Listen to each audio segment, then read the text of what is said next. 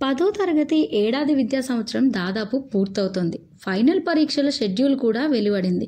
ఇప్పటివరకు ఎలా ఉన్నా ఇక మీదట సమయపాలన చేయకుంటే అనుకున్న మార్కులు సాధించడం కష్టమే. ఆఖరి సమయంలో ఆందోళన పడే కంటే ఉన్న సమయాన్ని సద్వినియోగం చేసుకుంటే మంచి మార్కులు మీ సొంతం.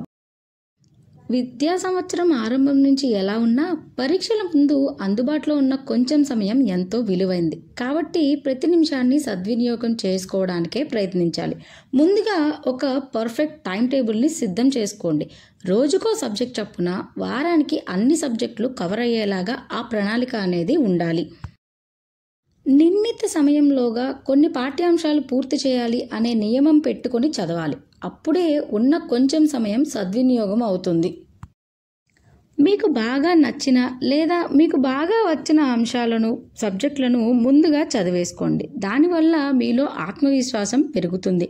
అదే విశ్వాసంతో కొంచెం ఎక్కువ సమయం కేటాయించి మిగతా సబ్జెక్టులు చదివినట్లయితే వాటిలో కూడా మంచి మార్కులు సాధించవచ్చు. ఏడాది మొదట్లో ఎప్పుడో చదివిన అంశాలు ఇప్పుడు పూర్తిగా గుర్తుండకపోవచ్చు. కాబట్టి వాటిని ఒకసారి పునశ్చరణ చేసుకోవడం వల్ల పరీక్షలు బాగా రాయగలుగుతారు. పరీక్షలంటే సాధారణంగా ఏ విద్యార్థి అయినా ఒత్తిడికి గురవుతుంటారు. దానివల్ల అది ఆరోగ్యంపై ప్రభావం చూపించవచ్చు. కాబట్టి పరీక్షల గురించే కాకుండా వాటిని ఎంత బాగా రాయగలము అనే దానిపై కూడా ఎక్కువ శ్రద్ధ పెట్టాలి. చదివేటప్పుడు ప్రతి గంటకు ఒక 10 నిమిషాలు విరామం తప్పనిసరిగా తీసుకోండి. దానివల్ల పునరుత్తేజాన్ని పొంది పాఠ్యాంశాలు మరింత ఆసక్తిగా చదవగలుగుతారు. తోటి విద్యార్థులు ఎలా చదువుతున్నారనో లేదా అంతకు ముందు జరిగిన పరీక్షల్లో వారికి మంచి మార్కులు వచ్చాయనో మీరు వాళ్ళతో పోల్చుకోవడం సరికాదు. కరెక్ట్ సన్నద్ధత ఉంటే, సరైన ప్రిపరేషన్ ఉంటే మీరు కూడా మీ స్నేహితుల కంటే మంచి మార్కులు సాధించవచ్చు.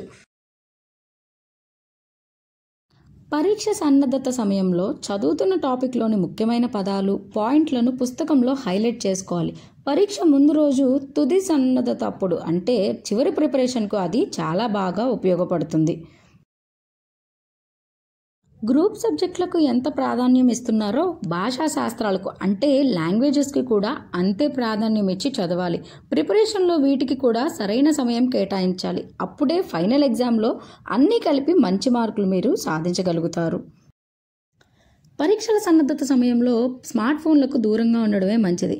ఈ సమయంలో మీ ఏకాగ్రతను అవి హరించవచ్చు. పరీక్షల తరువాత కావలసినంత విరామం దొరుకుతుంది కాబట్టి అప్పుడు స్నేహితులతో విహారయాత్రలు, స్నేహితులతో ముచ్చట్లు, స్మార్ట్ ఫోన్లతో ఎంత సమయమైనా మీరు గడపవచ్చు. విలువైన ఈ పరీక్ష సమయాన్ని సద్వినియోగం చేసుకుని సరైన ప్రణాళికతో సన్నద్ధమైతే మీరు అనుకున్న మార్కులను చాలా సులభంగా సాధించవచ్చు. ఒత్తిడికి గురవకుండా ఫైనల్ పరీక్షలు చాలా బాగా రాయవచ్చు.